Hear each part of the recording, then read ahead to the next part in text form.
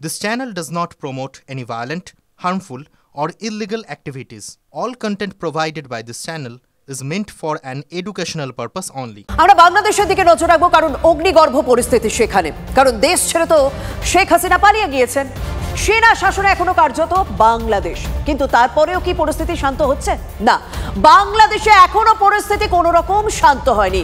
আরো অগ্নিগর্ভ পরিস্থিতি বরং সেখানে তৈরি হয়েছে। জেলায় জেলায় মৃত্যু মিছিল দেখা যাচ্ছে। এখন একদিনে শতাধিক মানুষের মৃত্যু।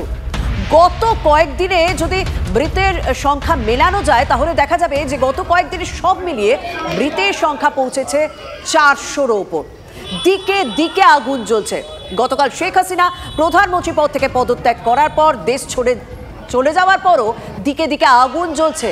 কোথাও পুলিশ কর্মীদের পিটিয়ে খুন করা হচ্ছে, কোথাও জীবন্ত পুড়িয়ে হত্যা করা হচ্ছে।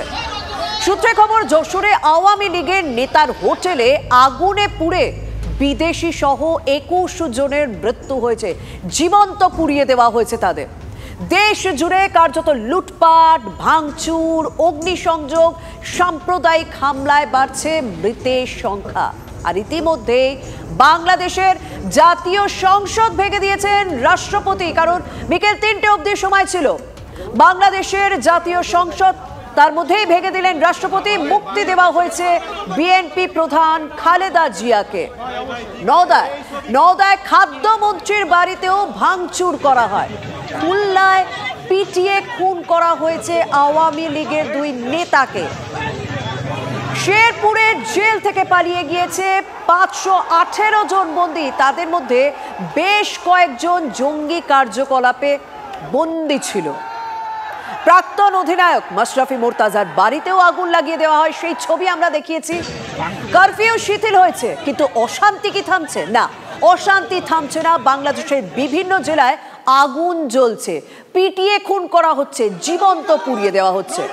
স্কুল খুলেছে, কিন্তু সেই স্কুলে পড়ুয়াদের উপস্থিতি নেই। সরকারি অফিস খুলেছে, কিন্তু কর্মীদের সংখ্যা হাতে গোনা মাত্র। সাতক্ষীরায় যদি নজর রাখা যায়, সেখানে 14 জন নিহত হয়েছেন গতকাল থেকে 14 জন নিহত হয়েছেন শুধুমাত্র সাতক্ষীরায়। নিহতদের মধ্যে বিএনপির 2 জন রয়েছেন, বাকিদের অধিকাংশই আওয়ামী লীগের নেতাকর্মী। কার্যত একেবারে নৈরাজ্যের ছবি ধরা পড়ছে বাংলাদেশের বিভিন্ন জেলায়, বিভিন্ন জায়গায়। তবে সব থেকে বড় প্রশ্ন, শেখ হাসিনা এখন তো ভারতে রয়েছে, তাকে কিছুক্ষণ ভারতে রাখা হয়েছে, কিন্তু এরপরে তিনি কোথায় থাকবেন? সেই জায়গায় কি আরো কোথাও সমস্যায় পড়লেন শেখ হাসিনা? কারণ কড়া পদক্ষেপ আমেরিকার। হাসিনার কূটনৈতিক ভিসা বাতিল করেছে আমেরিকা। সূত্র মারফত খবর পাওয়া যাচ্ছে শেখ হাসিনার কূটনৈতিক ভিসা বাতিল করেছে আমেরিকা। ভিসা বাতিলের জেরে এখনই আমেরিকা যাওয়া সম্ভব নয়। আমাদের সহকর্মী সোমনাথ ভট্টাচার্য আমাদের সঙ্গে রয়েছেন। সোমনাথ, কূটনৈতিক ভিসা বাতিল করে আমেরিকা ঠিক কি বার্তা দিতে চাইল শেখ হাসিনাকে? দেখো, কূটনৈতিক ভিসা বাতিল করে, এবং সেটাও হচ্ছে এত দ্রুত বাতিল করে, আমেরিকার বার্তাটা খুব স্পষ্ট যে you are not welcome in United States of America till now. এখনই আপনাকে আমেরিকায় আমরা চাইছি না, এবং সেই কারণেই আপনার কূটনৈতিক ভিসা বাতিল করা হলো। কূটনৈতিক ভিসা এমন একটা ভিসা যে ভিসাটা থাকলে যে কোনো সময় আমেরিকায় যাওয়া যায়, এবং মূলত রাষ্ট্রপ্রধান এবং এই ফরেন লোকদের জন্য এটা অ্যালার্ট করা হয়, এবং এটা বাতিল করার একটা পদ্ধতি রয়েছে। কিন্তু আমেরিকার নজিরবিহীন ভাবেই কিন্তু সেই পদ্ধতি না তোয়াক্কা করে এই ভিসা বাতিল করেছে। অর্থাৎ হাসিনাকে বুঝিয়ে দেওয়া হলো যে আপনি এই দেশে আশ্রয় চাইবেন না বা আসার চেষ্টা করবেন না, আপাতত আমরা আপনাকে স্বাগত জানাতে তৈরি নই। একদম ধন্যবাদ সোমনাথ। সত্যি তো শেখ হাসিনার সময়কালেই তো আমেরিকার সঙ্গে সম্পর্ক খারাপ হয়েছে বাংলাদেশের।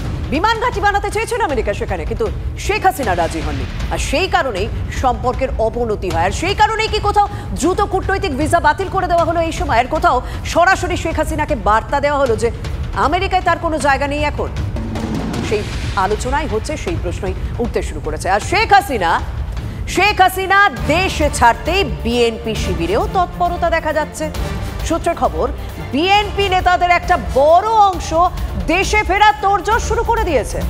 ভারতের গোয়েন্দা সূত্র অনুযায়ী যে খবর পাওয়া যাচ্ছে, হাসিনার আমলে যুদ্ধ অপরাধ মামলায় গ্রেফতারি এড়াতে ইতালি, কানাডা এবং ইউরোপের বেশ কিছু দেশে আশ্রয় নিয়েছিলেন খালেদা জিয়ার দলের একাধিক নেতা এবং বাংলাদেশের সেনাবাহিনীর আধিকারিকরা। অন্যদিকে বাংলাদেশের বিভিন্ন জেলে বন্দি হেফাজতে ইসলাম থেকে শুরু করে জামাতে ইসলামীর প্রথম সারির তারাও দ্রুত মুক্তির আশা করছেন। সূত্রের খবর, বাংলাদেশ সেনার এই সাবেক আধিকারিকদের একটা বড় অংশের সঙ্গে পাকিস্তান ও চীনের গোয়েন্দা সংস্থাগুলোর অত্যন্ত মধুর সম্পর্ক রয়েছে। বিএনপি নেতাদের সঙ্গেও ধর্মীয় মৌলবাদীদের ভালো বোঝাপড়া রয়েছে। তাই হাসিনা সরকারের পতনের পর বাংলাদেশে ফের ভারত বিরোধী পাকিস্তান ও চীনের গোয়েন্দা সংস্থা নতুন করে সক্রিয় হবে, এমনটাই আশঙ্কা করতে শুরু করে দিয়েছেন ভারতীয় গোয়েন্দারা। বাংলাদেশে এখনো পর্যন্ত পরিস্থিতি স্বাভাবিক হয়নি, অস্থির পরিস্থিতি রয়েছে যার জের রাজ্যের বেসরকারি স্বাস্থ্যক্ষেত্রে। অস্থিরতা, আন্দোলন, অভ্যুত্থানের প্রেক্ষিতে কমছে রোগীর সংখ্যা। বহির্বিভাগ অন্তর্বিভাগে একই ছবি। ইএম বাইপাস সংলগ্ন হাসপাতালে ওপিডিতে বাংলাদেশ থেকে আগত রোগীর সংখ্যা অনেক কমে গিয়েছে, প্রায় অর্ধেক কমে গিয়েছে বলে এখনো পর্যন্ত যা খবর পাওয়া গিয়েছে। একাধিক হাসপাতালে চিকিৎসা সংক্রান্ত পরীক্ষা নিরীক্ষা বাতিল করা হয়েছে, অস্ত্রোপচার বাতিল করা হয়েছে। চিকিৎসা করাতে এসে আটকে পড়েছেন আবার অনেকে, এই ছবিও আবার দেখা যাচ্ছে। তাদের সব রকম ভাবে সাহায্যের আশ্বাস বেসরকারি হাসপাতাল কর্তাদের। আজ 2 সপ্তাহ ধরেই ধরুন কমে এসছে, এখন 15-12 এরকম। লাস্ট 2-1 দিনে খুবই কম, যেমন কালকে এসেছিল 10 জন, আজকে এসছে 4 জন। আমাদের মার্কুই স্ট্রিটে একটা অফিস আছে যেটা হেল্প ডেস্ক বলতে পারেন রুবি হসপিটালের বাংলাদেশি পেশেন্টদের জন্য, সেখানেও এনকোয়ারির সংখ্যা কিন্তু যথেষ্ট কম। বেশ কিছু ইনপেশেন্টের জন্য বুকিং ছিল যেগুলো কিন্তু গত সপ্তাহ ধরেই ক্যান্সেলেশন হচ্ছে। সবাই 15ই আগস্টের পরে আবার ডেট নিচ্ছে। যারা এসে পড়েছেন তাদের মধ্যে একটা আতঙ্ক কাজ করছে যে তারা ফিরে যাবেন কি করে।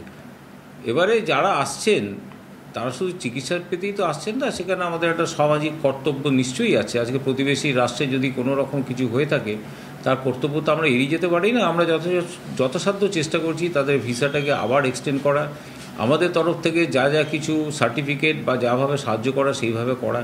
তাদের এখানে যদি থাকার কোনো অসুবিধা হয় সেক্ষেত্রে আমরা যতটা সাহায্য করতে পারছি সেটা করা, কারণ আমাদের একটা সামাজিক দায়িত্ব আছে, সেটা আমরা হাসপাতাল কর্তৃপক্ষ সেটাকে কখনোই এড়িয়ে যাব না।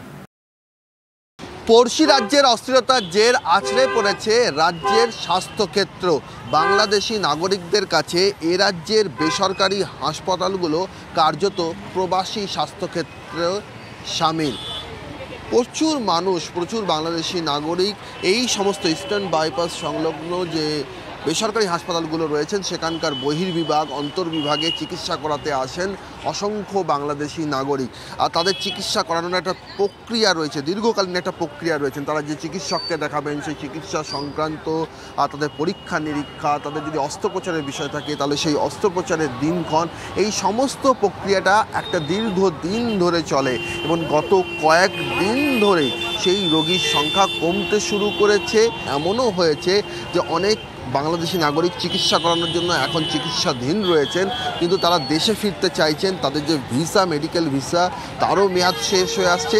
এক্ষেত্রে এই বেসরকারি হাসপাতালগুলি রোগীদেরকে সর্বতোভাবে সাহায্য করবেন, এমনটাই আশ্বাস দিচ্ছেন বেসরকারি হাসপাতালের কর্ণধাররা। ক্যামেরায় কল্যাণ মণ্ডলের সঙ্গে সৌরভ দত্ত, TV9 বাংলা, কলকাতা। বাংলাদেশের হিংসার ছবি তো আপনাদেরকে দেখাচ্ছি, কিন্তু সেই হিংসা থেকে কেউই বাদ যাচ্ছে না। হিংসার হাত থেকে বাদ গেলেন না যেমন জলের গান খ্যাত ফোক ব্যান্ডের গায়ক তথা বাদ্যযন্ত্রী রাহুল আনন্দ। এদিন সোশ্যাল মিডিয়ায় একাধিক ছবি ভিডিও ভাইরাল হয় রাহুল আনন্দের বাড়ির। সেখানে একটি ভিডিওতে দেখা যাচ্ছে দাউ দাউ করে চলছে রাহুলের বাড়ি।